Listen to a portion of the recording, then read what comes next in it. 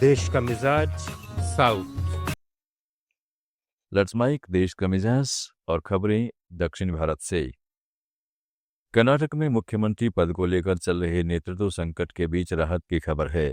मुख्यमंत्री सिद्धरामैया ने बेंगलुरु में अपने आवास कावेरी पर उप मुख्यमंत्री डीके शिवकुमार को नाश्ते पर बुलाया। बातचीत के बाद दोनों नेताओं ने संयुक्त प्रेस कॉन्फ्रेंस कर अस्थायी सुलह का संदेश दिया। 8 दिसंबर से बेलगावी में होने वाले विधानमंडल के शीतकालीन सत्र से पहले दोनों ने स्पष्ट कहा कि कांग्रेस आलाकमान का जो भी फैसला होगा उसे वे पूरी तरह मानेंगे। पिछले कुछ महीनों से चली आ रही खींचतान पर परोक्ष बयानबाजी के बाद यह बैठक पार्टी में एकता का संदेश देने की कोशिश मानी जा रही है। हालांकि मुख्यमंत्री पद की अंतिम तस्वीर अभी भी दिल्ली में कांग्रेस हाईकमान के फैसले पर टिकी है। We have worked together.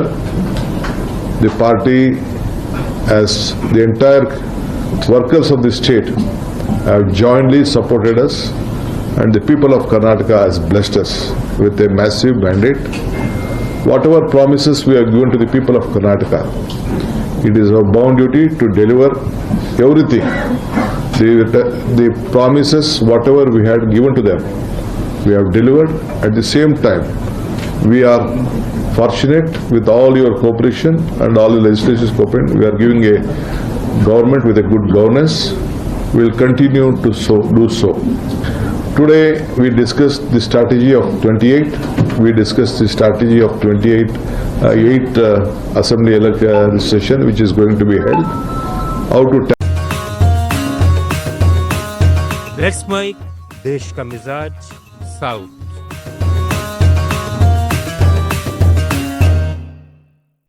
Tamil Nadu में निर्वाचन आयोग ने पीएमके में पिता पुत्र के बीच छिड़े सत्ता संघर्ष में हस्तक्षेप करते हुए पूर्व केंद्रीय मंत्री डॉक्टर अंबुमणि रामदास को पार्टी का अध्यक्ष बरकरार रखा है।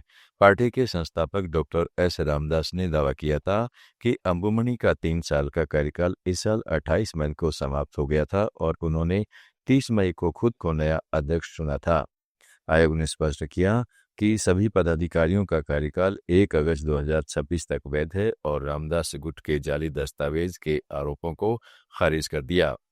रामदास गुट के समर्थक जीके मणि ने इसे पार्टी चोरी करार देते हुए दिल्ली में आयोग कार्यालय के बाहर विरोध प्रदर्शन की चेतावनी दी। दूसरी ओर अंबुमणि ने कहा है कि पीएमके 2026 के तमिलनाडु विधानसभा चुनाव में डीएमके को सत्ता से हटाने वाले किसी भी गठबंधन में शामिल होगी।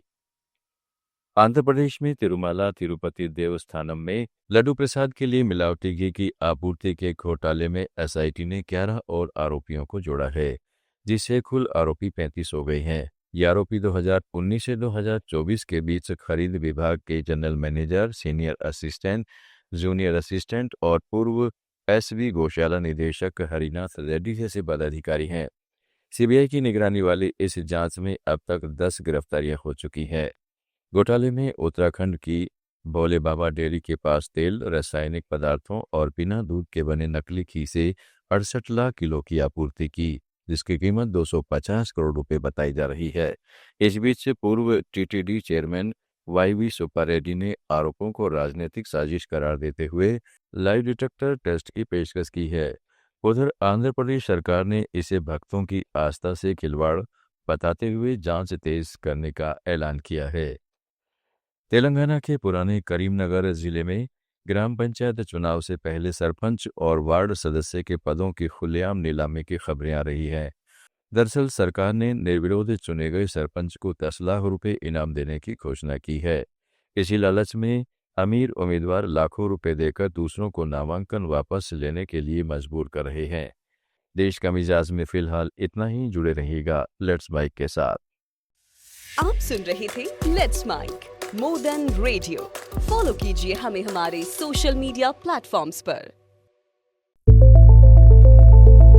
It's time for news. It's time for more than radio. Presenting the first radio news app, Let's Mic. Let's Mic, a news-based app on your phone where you get to watch and listen news, talk shows, interviews, radio show podcasts.